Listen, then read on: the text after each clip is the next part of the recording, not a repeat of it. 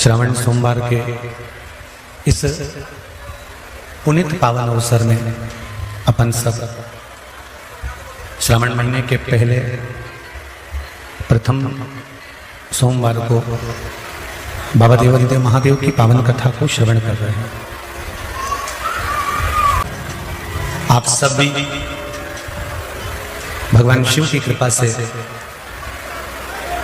श्रावण महीने के सोमवार की यह पावन कथा आस्था चैनल पर, फेसबुक, यूट्यूब पर ऑनलाइन श्रवण कर रहे हैं।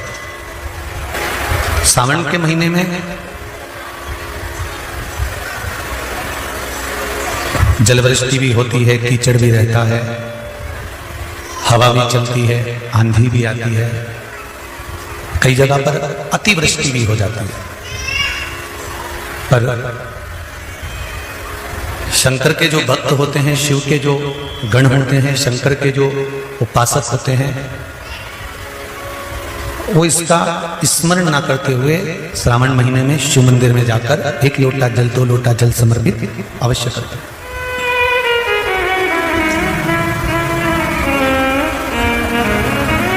हम जो भाव लेकर भगवान का भजन करते हैं, देखो कितनी कितनी दूर से आप लोग यहाँ पधारे हो, कथा तो ऑनलाइन है, इसके बाद भी अगर आप बाबा के धाम पहुंचे हो, 15 मिनट भी अगर आप यहाँ बैठे हो या 20 मिनट भी आप बैठे हो, तो दिल से शिव महापुराण के कथा को श्रवण करना, जिससे जो आशा लेकर आप यहाँ पधारे हो, बाबा देवादिदेव महादेव आपकी मन की मुराद पूर्ण करके 3 महीने में आपको वापस से बुला। अविरल भक्ति और मुक्ति का केंद्र बिंदु है शिव महापुराण की कथा।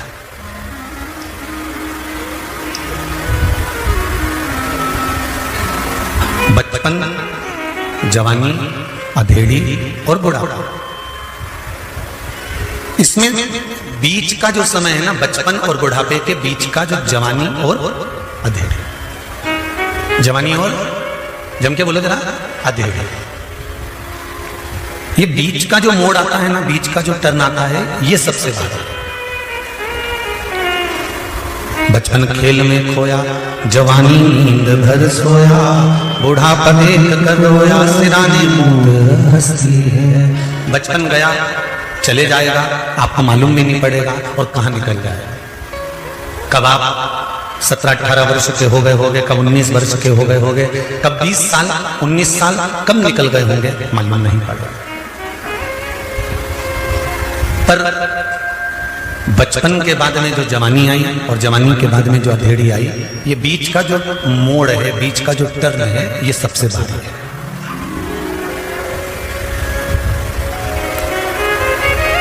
जितनी भी लूटपाट होती है ना, वो कहते हैं ना, हम तो रास्ते से जा रहे थे और बीच में किसी ने हमको लूट लिया। बोलो सही है कि गलत है?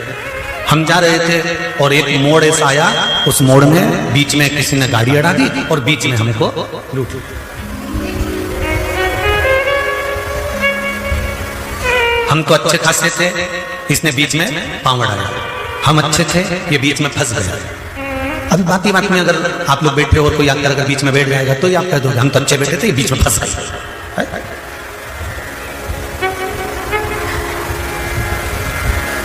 हम तो बढ़िया इंदौर जा रहे थे, भोपाल जा रहे थे, बीच में एक मोड़ आया, वहां बीच में किसी ने गाड़ी रोकी और बीच में हमारी गाड़ी पूरी की पूरी लूटी। ध्यान देना जरा, ये शब्द जो आता है ना कि बीच में गाड़ी लूटी गई, बीच में हमारे फंस गए, बीच में टांग अड़ा दी, बीच में हिस्सा कर दिया, हमारे बीच में क्यों बोला, ये बीच में जो शब्द है, ये कोई ऐसे ही शब्द नहीं है। ये बचपन और बुढ़ापे के बीच के जो 2 शब्द हैं, जवानी और अधेड़ी, बस ये जो है बीच में, ये हमारी जिंदगी को संवार भी देता है और ये हमारी जिंदगी को बिगाड़ भी देता है। ये बचपन अगर निकल गया, जवानी आ गई, जवानी अगर परमात्मा के चरणों में निकल गई, भगवत स्मरण में निकल गई, अपने नित्य कार्य में निकल गई, अधेड़ी तुम कमाओ, मना नहीं है। कभी भी इस व्यासपीठ से हमने ये नहीं बोला कि तुम तुम्हारी दुकान छोड़ दो। बोला कभी? इतनी कथा तुम लोगों ने सुनी होगी, कभी नहीं कहा कि दुकान छोड़ दो, कभी नहीं कहा कि तुम तुम्हारा व्यापार बंद कर दो, कभी नहीं कहा। इतनी कथाओं में आज तक भी आपसे ये नहीं कहा गया कि तुम कथा सुनने यहाँ आओ। बोला क्या? इतनी कथा करी, उसमें एक ही बात कहा कि अपने घर पे बैठ के सुनो और जब तुम्हारा काम हो जाए तब बाबा को धोख लगाने आओ। और ये नहीं किया कि कथा सुनने आओ। फिर क्यों आई?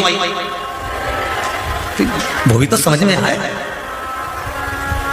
और जजमानों से भी पूछ सकते हो कि दोनों बैठे हैं दुबे जी और बरवन जी, आप इनसे पूछो रामकिशोर जी से और ये दुबे जी से कि इनसे क्या कहा था कि तुम आना, तुम्हारी धर्म पत्नी को लाना, तुम्हारे बच्चों को लाना और ज्यादा से ज्यादा 5-6 लोग। बोला कि नहीं बोला? इससे ज्यादा मत लाना। पर इनका जिसके प्रति दिल होगा, इनका जिसके प्रति भाव होगा, इन्होंने धीरे से फोन लगा के कह दिया होगा काका जी आ जाना, बुआ जी आ जाना। उसी तरह हम तो मना कर देते हैं, पर भोलेनाथ जी पर जिसका दिल होगा तो उसको तो फोन लगा के बोला ही होगा। हमारे कहने से क्या होगा? लगन तुमसे लगा बैठे जो होगा देखा जाएगा, और तुम्हें अपना बना बैठे जो होगा देखा जाएगा। दिल उससे लगा, उसका स्मरण। शिव महापुराण की कथा में भगवान शंकर ने बारंबार कहा है, पार्वती जो मनुष्य अपने कर्म को करता है और कर्म की ओर आगे बढ़ता चले जाता है, जैसे नंदी मुझे देखता रहता है और अपने कर्म में लगा रहता है, जो व्यक्ति अपने लक्ष्य को निश्चित कर कर चलता है और अपना कर्म करता रहता है, पार्वती उसको मंजिल तक पहुंचाने की जवाबदारी मेरी होती है, फिर उसको मंजिल में दे देता है। गीता में भी भगवान कृष्ण ने कहा कि कर्म प्रधान है, तुम कर्म करिए।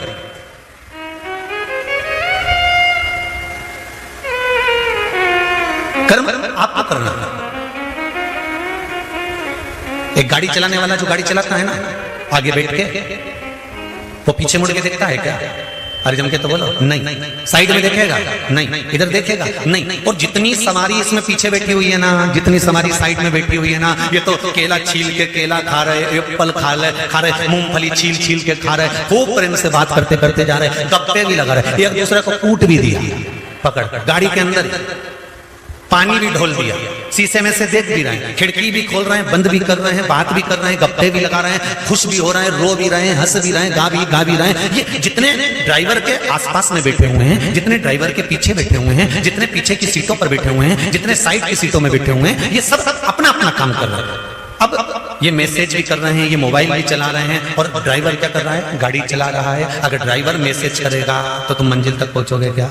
ड्राइवर मोबाइल चलाएगा तो मंजिल तक पहुंचोगे क्या? नहीं। ड्राइवर अगर बातें करेगा, गप्पे लगाएगा, इधर उधर देखेगा तो मंजिल तक तो नहीं पहुंचोगे ना, वो यम के पास जरूर पहुंच जाओगे।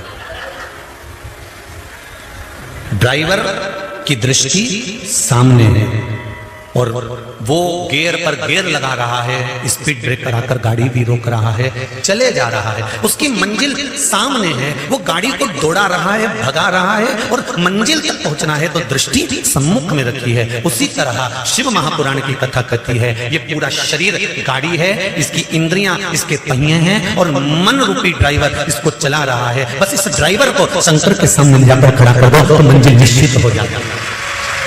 शिव के सम्मुख में ले जाकर खड़ा करो तो मंजिल तक पहुंच जाओ। तेरा ही दिया मैंने खाया पिया है, तेरा शुक्रिया है, तेरा शुक्रिया है। भगवान के सम्मुख में, भगवान की चौखट पर इसकी दृष्टि है। कल कथा में अपन ने सुना था सुयशा, और वो सुयशा नंदी की धर्म पत्नी। नंदी को मंदिर में बिठाने के लिए, शिवालय में बिठाने के लिए, शंकर के दरवाजे पर बिठाने के लिए घोर तप करा उसने, शंकर जी की आराधना करी, शिव जी ने वर भी दे दिया और वो सम्मुख में जाकर नंदी बैठ भी गया। पर नंदी से हमको सीखने को मिलता है कि भगवान के सम्मुख में उसकी दृष्टि है। आज सावन का पहला सोमवार है, शंकर जी के मंदिर गए होगे, शिव जी पे एक लोटा जल कंकर शंकर पे भी तुमने यहां आकर भी चढ़ाया होगा। जाते जाते बाबा से एक बात कहकर जरूर जाना, जैसे सावन के महीने में जल बरसता है और वो जल बीज पर पड़कर अंकुरित होकर फल देता है, उसी तरह सावन के महीने में मैंने भी एक लोटा जल चढ़ाया है, वो भी ऐसा जल हो कि मेरे जीवन में सुख को अंकुरित करे और मेरा जीवन धन्य हो जाए। ऐसी कृपा, ऐसी दया करना। हम तेरे धाम में, हम तेरी चौखट पर कथा सुनने के लिए आए, तेरे दरवाजे, तेरी चौखट, तू कृपा करेगा तब सुख मिलेगा। अगर तेरी उदारता नहीं होती, तेरी कृपा नहीं होती, तेरी करुणा नहीं होती, तो संसार का कोई सुख हमको प्राप्त नहीं होता। संसार का कोई सुख हमें नहीं मिलता। महाराज शिव कथा कर रहा, शंकर जी की कथा कर रहा, सुयशा ने भगवान शंकर से प्रार्थना करी, शिव जी से निवेदन करा, और सुयशा ने शंकर भगवान से प्रार्थना करी, निवेदन करा, तो फल यह हुआ कि भगवान शंकर के शिवालय में, शंकर भगवान के सम्मुख में नंदीश्वर जाकर विराजमान। देखिए,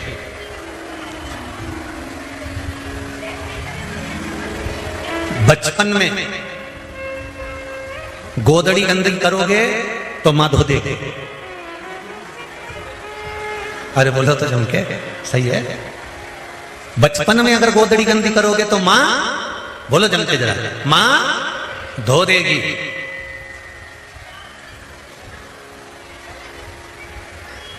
पर जवानी में, अधेड़ी में अगर ये गोदड़ी गंदी करोगे तो इसको कोई दूसरा नहीं धोएगा, धोना तुमको ही पड़ेगा, और वो कर्म के भोग कर धोना। बचपन की गोदड़ी को मां धो सकती है, बचपन की गोदड़ी को पिता धो सकता है, पर एक बात और सरलता में समझिएगा, अनायास, अचानक तुम्हें ज्ञान नहीं था, अज्ञानी थे, और अज्ञानी होने के बाद में अगर आपने कोई कर्म कर दिया, बेकार काम कर दिया, तो वो अज्ञानता में करा, उसका कोई दोष तुमको नहीं लगेगा। पर मालूम पड़ने के बाद अगर आप कुछ गलत कर्म करते हो तो उसका तो दोष लगेगा ना, उसका तो दोष मान्य होगा। सारी दुनिया को मालूम है कि जन्म हुआ है तो मरना निश्चित है।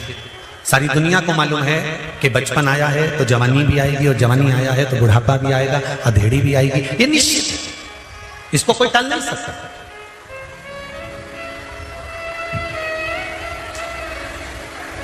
सारी दुनिया को मालूम है कि बचपन आया है तो जवानी भी आएगी, जवानी आई है तो अधेड़ी भी आएगी, अधेड़ी आई है तो बुढ़ापा भी आएगा।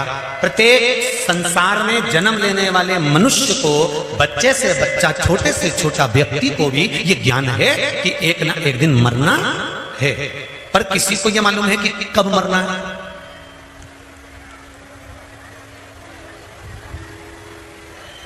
किसी को यह अंदाजा है कि कब प्राण छोड़ना है।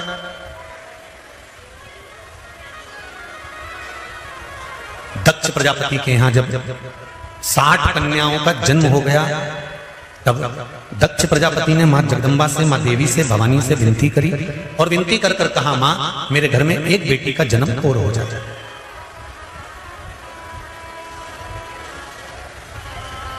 मेरे घर में एक बेटी और जन्म ले।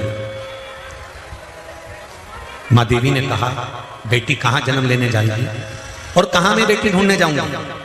दक्ष प्रजापति, तेरे घर में स्वयं में आद्य शक्ति दुर्गा भवानी तेरे घर में बेटी के रूप में जन्म लेगी, और सती के रूप में दक्ष प्रजापति के घर में माता पार्वती का स्वरूप जो था सती के रूप में जन्म ले लिया।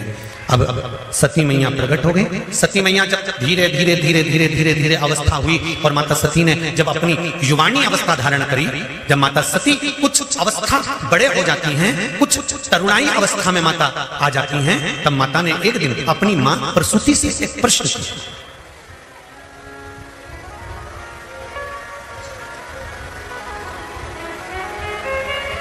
अपनी माता प्रसूति से एक प्रश्न किया, और माता प्रसूति से कहा, मां मेरे मन का एक संशय है। माता प्रसूति ने सती से पूछा, वो संशय कौन सा? बता तू, क्या संशय तेरे मन में? ये बच्चों का माता पिता के प्रति आत्मीय प्रेम रहता है कि बच्चे जब भी प्रश्न करते हैं तो अपने माँ बाप से करते हैं, और होना चाहिए। और प्रत्येक माता और पिता से मेरा निवेदन है, तुम्हारे घर के बच्चे अगर कोई प्रश्न कर रहे हैं तो उसका उत्तर जरूर देना चाहिए माता पिता को, क्योंकि माता और पिता गुरु का एक स्वरूप होते हैं। इसलिए उनका फर्ज है बच्चे जब प्रश्न करें तो माता पिता उत्तर दें। प्रश्न किया,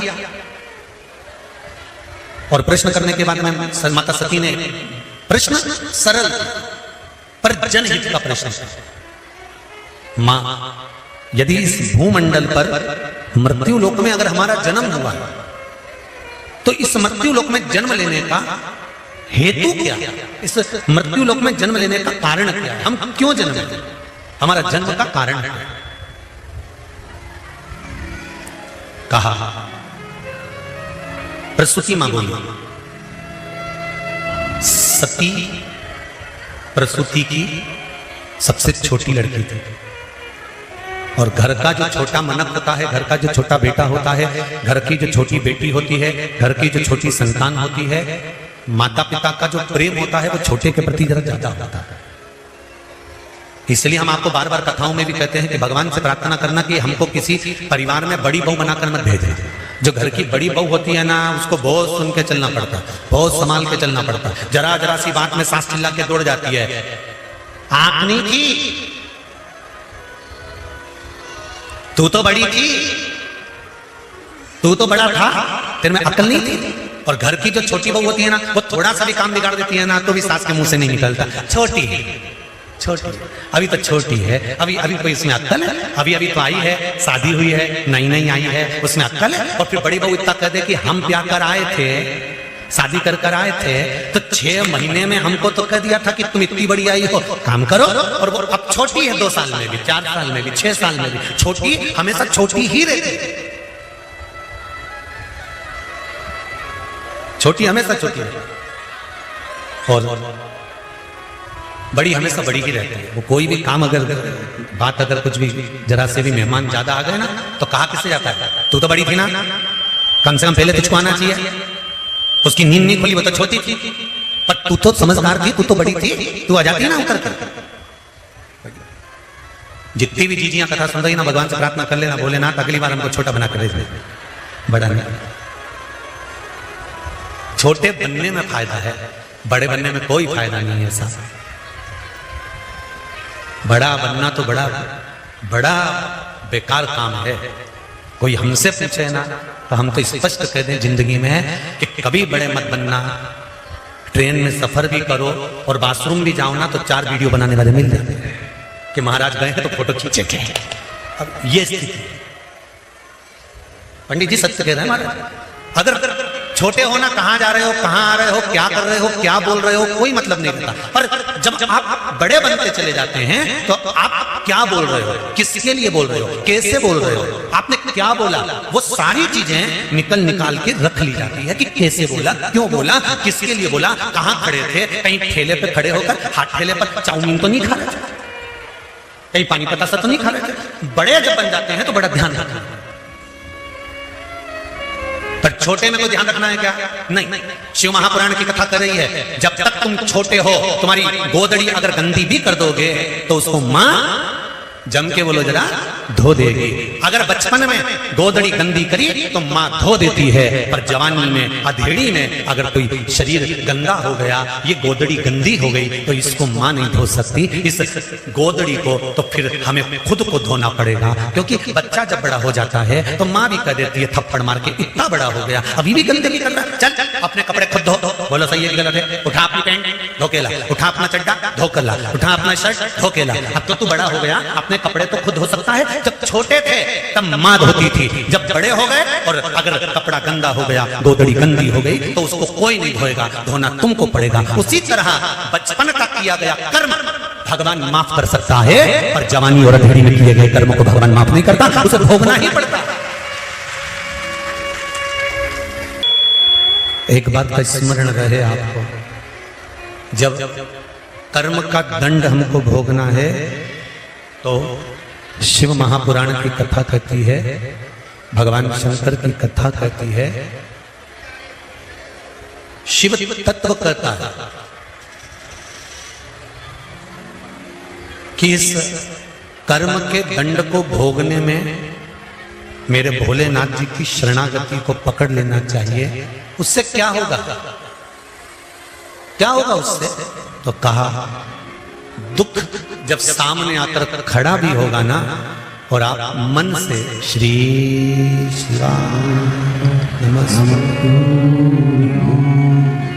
दुख सामने आकर खड़ा हो गया और आपने अगर मंत्र का स्मरण करा है, पंचाक्षर मंत्र नमः शिवाय, षडाक्षर मंत्र ओम नमः शिवाय, श्री शिवाय नमस्तुभ्यम, राम नाम कृष्ण नाम द्वादशाक्षर मंत्र ओम नमो भगवते वासुदेवाय। तुम राम जप रहे हो, तुम कृष्ण जप रहे हो, तुम शिव जप रहे हो, तुम श्री शिवाय नमस्तुभ्यम जप रहे हो, तुम जिस शंकर का स्मरण कर रहे हो, राम और कृष्ण का स्मरण कर रहे हो, तुम्हारा दुख अगर भारी भी है तो उस मंत्र के जाप से थोड़ा सा कम हो जाता है। जैसे हाथी का पांव मगर ने पकड़ा, पांव खींचकर पानी में ले गया, हाथी डूब रहा है, परिवार खड़ा देख रहा है, रो रहा है, चिल्ला रहा है, चीख रहा है, पर हाथी को लगा वैसे काम नहीं चलेगा, अपने कर्म का दंड अपने को भोगना है। तब हाथी ने भगवान को बुलाना प्रारंभ करा और परमात्मा आए कि नहीं आए? आए ना, दौड़ प्रार्थना स्वीकार कर, प्रार्थना स्वीकार कर। और जब बैठो प्रार्थना स्वीकार कर, दिल की बात हम जब भगवान से कहते तो भगवान उसको स्वीकार करते, भगवान उसको स्वीकार करेगा।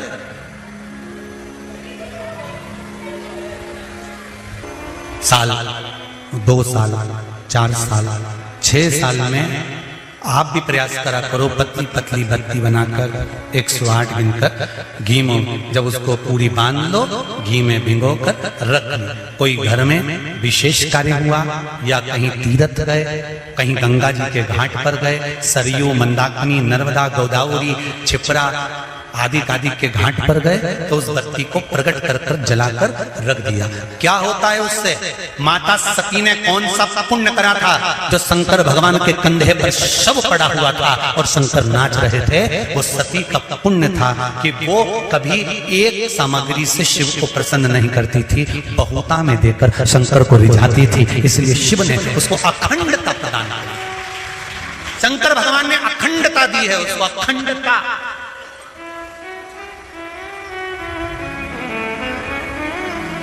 वल्ली देवी ने एक कलश, देवसेना ने एक कलश, भाग विभाजित हो गए थे,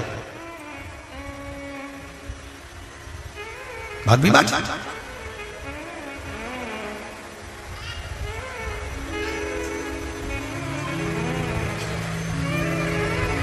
आधा भाग भगवान को चाहिए ही पूर्णता। फिर निवेदन करेंगे। अब एक प्रश्न और खड़ा हो जाता है, ध्यान दीजिएगा जरा। एक गुरुजी तो कथा में कहते हैं कि एक बेलपत्र भी चढ़ा दी तो भगवान शंकर ने स्वीकार करी। सियोर वाले गुरुजी कहते हैं एक चावल का दाना भी चढ़ाया तो भगवान शंकर ने स्वीकार करा।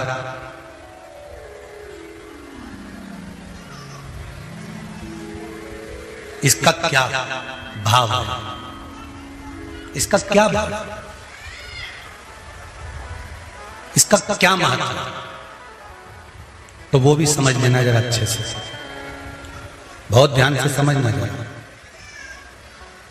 बाती शंकर जी के मंदिर के बाहर लगाई है। कहां लगाई है?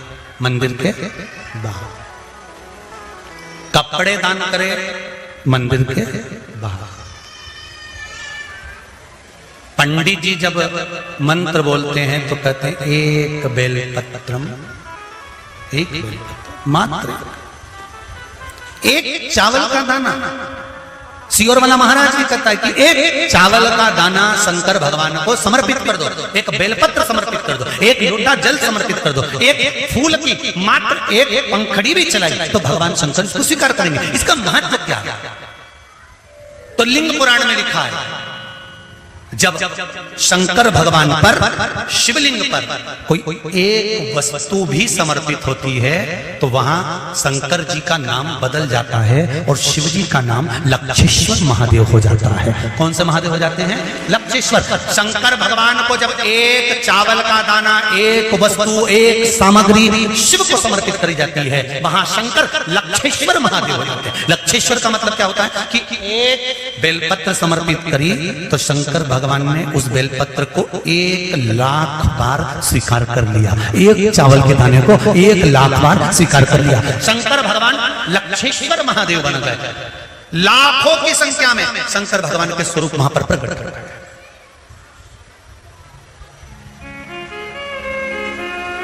आप में से कितने लोग हैं जो क्षिप्रा नहाए थे? आप में से कितने लोग हैं जो नर्मदा नहाए? आप में से कितने लोग हैं जो गंगा नहाए? आप में से कितने लोग हैं सरयू नहाए? कहीं ना कहीं किसी पवित्र नदी में आप लोगों ने स्नान जरूर करा होगा। वो लोग करा कि नहीं करा? जितने लोग कथा सुन रहे हैं उनने भी करा होगा, जितने फेसबुक यूट्यूब पर सुन रहे हैं उनने भी करा होगा। किसी ना किसी पवित्र नदी में आपने, हमने, सबने स्नान करा होगा।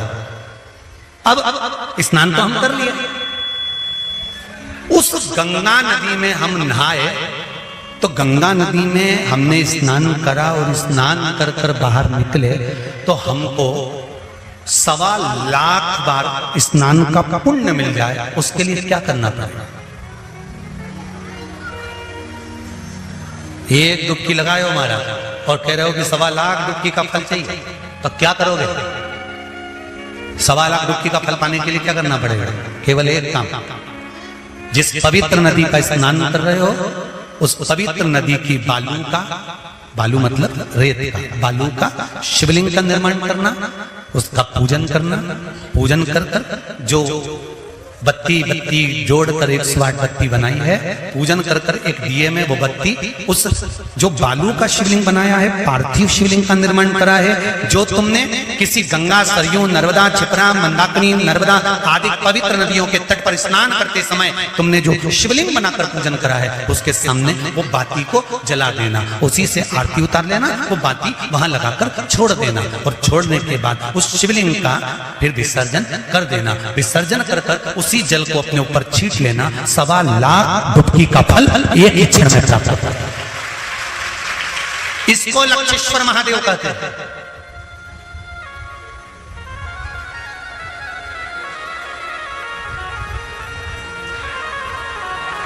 इसको लक्षेश्वर महादेव कहते हैं।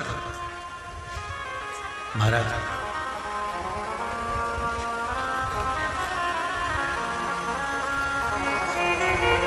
कितना फल है?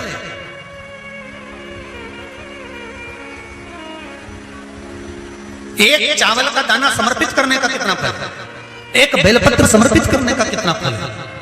एक पुष्प की एक पंखड़ी समर्पित करने का कितना फल है?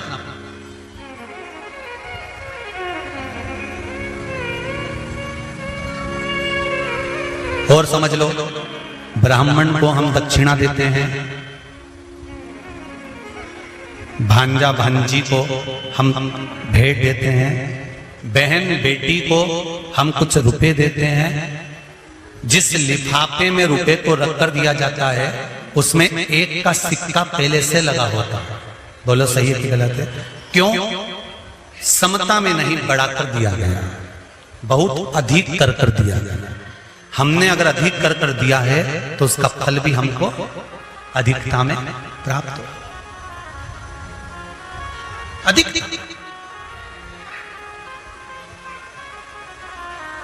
वो तो कहीं कहीं का होता है जो सोच विचार में थोड़ी गड़बड़ी कर सकता है।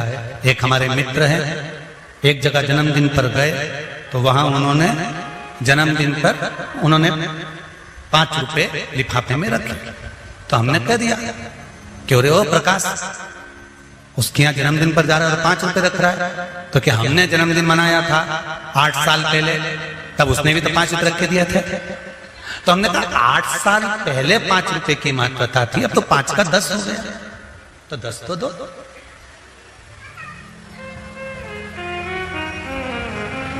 हमारे यहाँ पहला सा नियम था, बहन बेटी जितनी बार आती थी ना, जितनी बार आती थी, घर की बहुएं उसकी झोली में थोड़ा सा चावल दाल जो भी घर में होता था वो डालती थी। भले वो लेकर नहीं जाती थी, इतना सा दाना पल्लू में बांधा और लेकर चली गई, भले वो वहीं छोड़ गई, पर उसकी झोली कभी खाली कर नहीं भेजते थे। आप में भी जितने लोग बैठे ऐसा नियम पहले था। अब आज का जमाना तो बड़ा विचित्र हो गया कि बहन बेटी से आस लगाकर बैठते हैं। जैसे ही आई तो पहले सोचते हैं राखी पे कितने भतीजों के कपड़े लेके आई है, कितने भाई के कपड़े लेकर आई है। अब तो आस लगा कर बैठते हैं कि ये लाई होगी। और भाई और भाभी को बहन से आस नहीं लगाना चाहिए, भाई और भाभी को तो बहन लेकर आए चाहे ना आए, फर्ज हमारा है कि हमारे दरवाजे से हमारी बहन बेटी खाली ना जाए, तो हमारा दरवाजा भी कभी खाली नहीं होगा।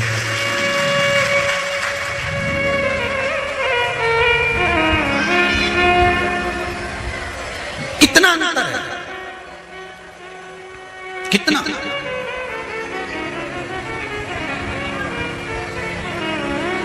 सनातन धर्म में जन्मदिन पर केक काटा जाता है क्या?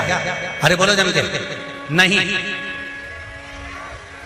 सनातन धर्म में जन्मदिन पर केक नहीं काटा जाता।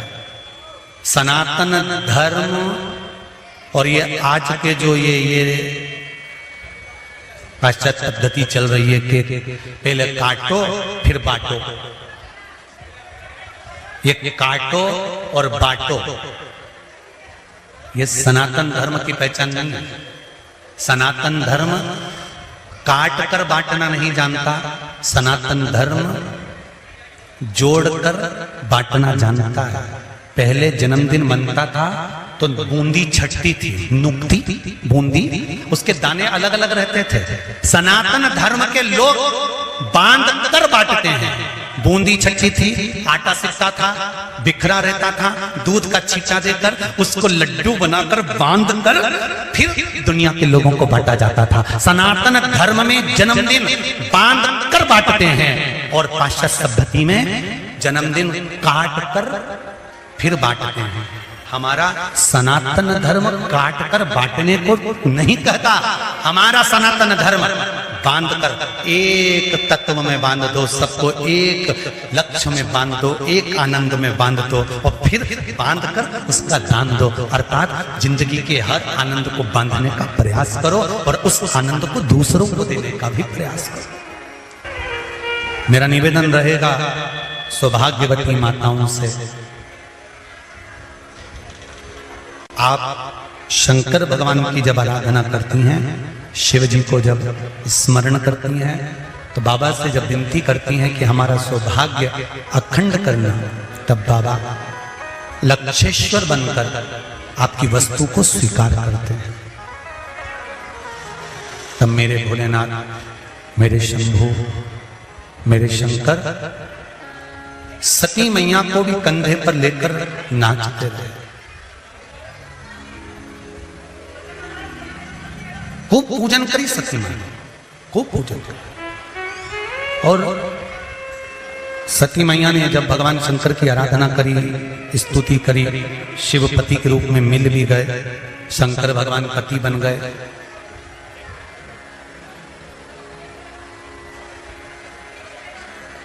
दक्ष प्रजापति का मन नहीं था सती और भगवान शंकर की शादी करने का। हिमालय राज का मन नहीं था माता पार्वती से शंकर भगवान का विवाह करने का। सती मैया और शिव जी के विवाह का बिल्कुल मन नहीं था दक्ष का। जैसे आप हो वैसे दक्ष प्रजापति, आपकी भी तो बहुत सारी चॉइस है। बिजनेस वालों को नहीं दूंगी लड़की, कहां जाएगा जी? सती मैया शिव जी की आराधना कर रही है। दक्ष प्रजापति ने समझा दिया मैं शंकर के साथ नहीं भी आऊंगा। सती मैया ने कह दिया क्यों, कमी क्या है? शिव में कमी क्या है?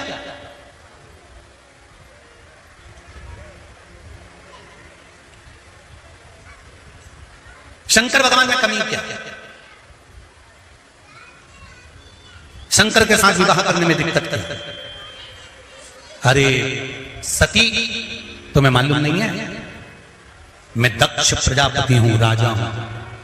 एक राजा अपनी लड़की का विवाह एक राजघराने में करना पसंद करता है, वो शंकर औघड़दानी शिव, जो जिनके तन पर भभूति रमी हुई है, गले में सांप पड़ा हुआ है, कानों में बिच्छू पड़ा हुआ है, सिर पे चंदा धरा हुआ है, मस्तक पे गंगा बह रही है, मृगछाला तन पर पड़ी हुई है, बाघंबर पड़ा हुआ है तन पर, यज्ञोपवीत पड़ा हुआ है तन पर, कोई वस्त्र कोई आभूषण नहीं जिसका, कोई मकान कोई घर नहीं, और तुम पूछ रही हो कि इसमें कमी क्या?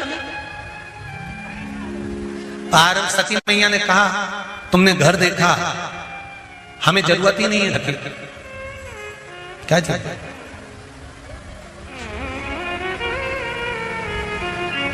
बहुत एक छोरा छोरी गार्डन में बात कर रहे थे, एक बार अपनी शादी तो हो जाए। छोरी बोली पूरे घर को स्वर्ग बना दूंगी, पूरे घर को स्वर्ग बना दूंगी। एक बार शादी तो हो जाए, मैं पूरे घर को स्वर्ग बना दूंगी। हमने भी पीछे पलट कर देखा, पूरे घर को स्वर्ग बना देगी और घर में रहने वालों को स्वर्गवासी। ये तो विचार, पूरे घर को स्वर्ग बना दूंगी, एक बार शादी तो हो जाए। अब जो इतनी बड़ी बड़ी बात कहे कि पूरे घर को स्वर्ग बना दूंगी, घर में 25 मेहमान आ जाए और इससे कहा जाए कि 25 मेहमानों का भोजन बना दे, बना देगी? घर की मां को निकलकर बाहर आना पड़ेगा। ये तो आराम से 7:30 बजे जगदम्बा उठेगी, भेरू को जगाएगी।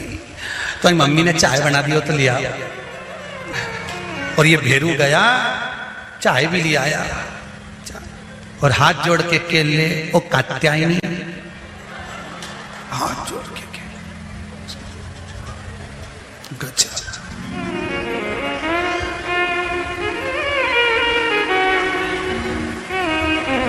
कई घर की माताएं तो आश्चर्य में पड़ी रहती है, मेरा छोरा शादी के पहले ऐसा था, शादी के बाद ऐसा हो गया। तुमको समझा दो, मोड़ बन रहा था सिर पे, टर्निंग पॉइंट आ गया। छोरा और छोरी को मोड़ बांधा जाता है, मतलब अब ये तुम्हारा छोरा टर्न ले रहा है। अब तुम्हें पूछे किडनी पूछे मालूम नहीं है। एक गाना भी बना है, कैसे किसी ने गाया, मैं चला गड्डी लेके, क्या है, फिर वो मोड़ वाली बात आ रही है, एक मोड़, बस वो मस्तक पर बंधने वाला मोड़ भी टर्न करता है, जिंदगी की लाइफ बदल देता है। उस समय पर जरूरी है पति और पत्नी के सिर पर जब जवानी में, तरुणाई में मस्तक पर मोड़ बांधा जाए, तब पति और पत्नी को सोच लेना चाहिए अब हमारा टर्निंग पॉइंट आ रहा है, इसलिए हमें भी अपने दिल को शंकर के प्रति मोड़ देना चाहिए, जीवन में उसके सहारे चले। भगवान का भजन बूढ़े लोगों के लिए नहीं, क्योंकि इन्होंने तो बुजुर्ग अवस्था पा ली है। सुधरने की जरूरत है आने वाली पीढ़ी को, मंदिर जाने की जरूरत है आने वाली पीढ़ी को, भजन की जरूरत है आने वाली पीढ़ी को।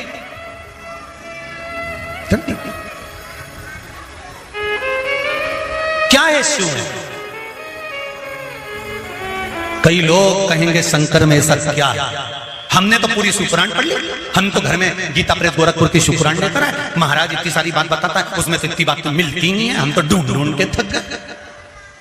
हमने तो उस पुराण में भी पढ़ा था। शिव तत्व को जानो तो, अभी शंकर को जाना कहां है आपने और हमने? ना जाने कितने जन्म निकल जाएंगे तो भी नहीं जान पाएंगे।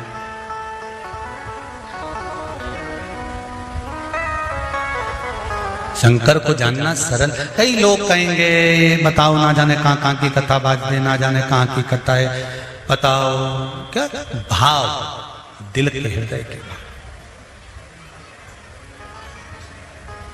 एक बेलपत्र, एक चावल का दाना, एक पुष्प, एक लोटा जल जीवन की सार्थकता है। श्रावण महीने की 9वीं तिथि, कौन सी तिथि? 9वीं, चाहे शुक्ल पक्ष की हो चाहे कृष्ण पक्ष की।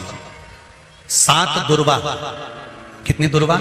7 दुर्वा अशोक सुंदरी वाली जगह पर चढ़ाकर, शंकर भगवान के ऊपर चढ़ाकर, गणेश जी के चरणार बिंद को लगाकर उसको लेकर आना है। हाटकेश्वर महादेव का स्मरण कर। कौन से महादेव? हाटकेश्वर महादेव। उसको लेकर आइए। उदर में, पेट में रोग हो, बीमारी हो, बहुत ज्यादा तकलीफ हो रही हो, शरीर के अंतर्गत एसिडिटी रहती हो या पेट के अंतर्गत कोई ना कोई बीमारी बनी ही रहती हो, उसको भादों के महीने में, कौन से महीने में?